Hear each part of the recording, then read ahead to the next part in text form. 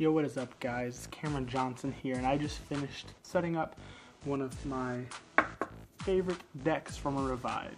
What's up YouTube? Cameron Johnson here, and welcome to my channel. This is my first actual video that I've ever uploaded, so if you could go drop a like, comment what you want to see me do in the future, and share this video around so we can get as many views as possible. Today in Missouri it's so freezing cold that I don't even want to think about going outside and skateboarding. So instead what I thought I would do is kind of walk you through the steps of how to set up a skateboard. Now I already did the setup for my skateboard, I just finished it.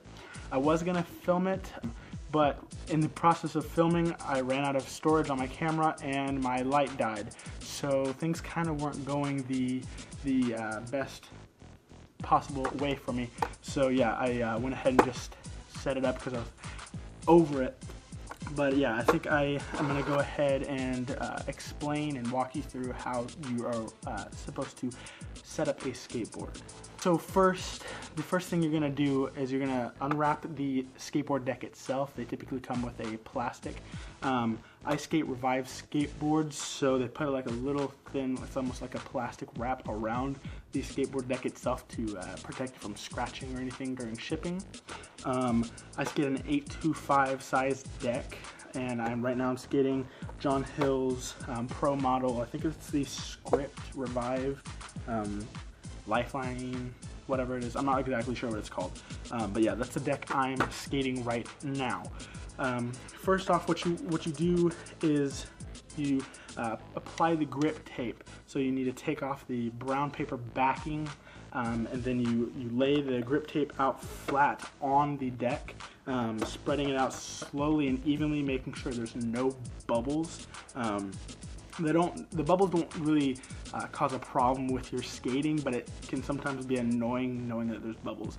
If you do get bubbles though, all you have to do is take the end of a razor blade and poke it through the grip tape and wherever the bubbles are, and just pat it down, and it should go down. If it doesn't, it'll go away eventually. So next, what you're gonna do then is you take once you have it all laid out, that is, you'll take the brown paper backing and you'll put it on the board itself, and you'll kind of rub it. The reason you do that is because the grip tape is coarse, and it'll scratch your hands up if you do it without that. So that's the best way to prevent your hands from getting dry and gross and scratchy feeling. Once you have the grip tape all lined up and smoothed out, you'll take like a screwdriver of any sort of file, any piece of metal that won't harm the grip tape or cut it, and you'll just take it and rub around the edges all the way around the deck.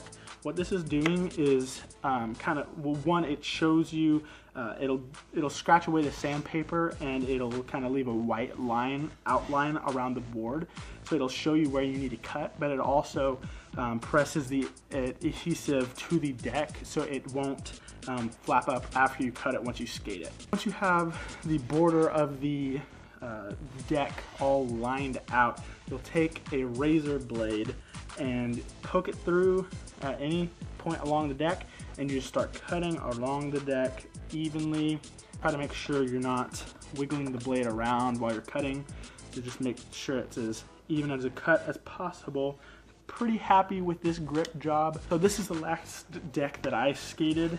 This was the purple and yellow Script deck, I think is what it was called. I'm not 100% sure on the names of the boards, but this is what it looked like. It's kind of really beat up, but it was pretty rough around the edges. Obviously, you're not going to be able to tell very well because it was pretty heavily skated.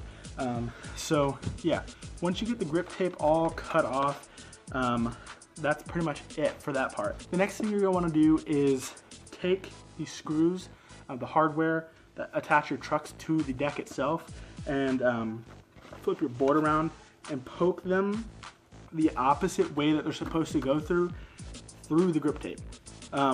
This will make it easier when putting the trucks on, just so you know where the holes for the hardware are. A lot of people will take like a screwdriver and put them in the hole and like kind of twist it around so it gets rid of the excess grip tape in the hole.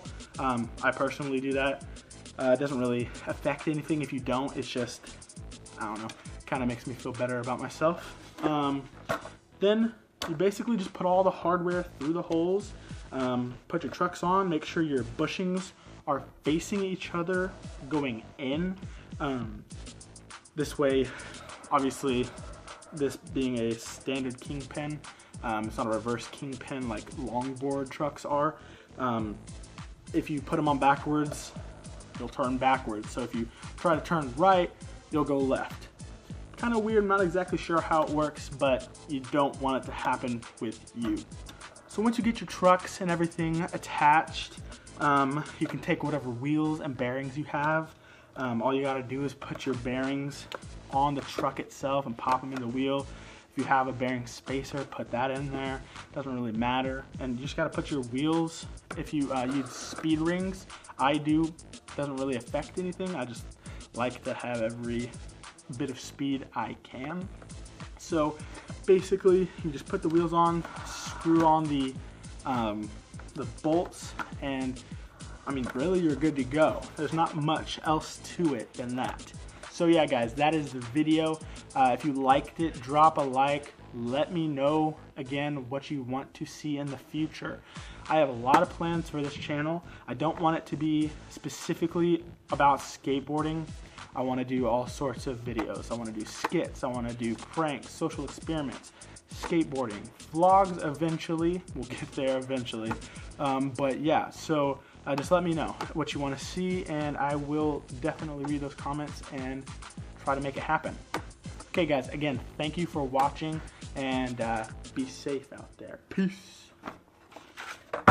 So cringy.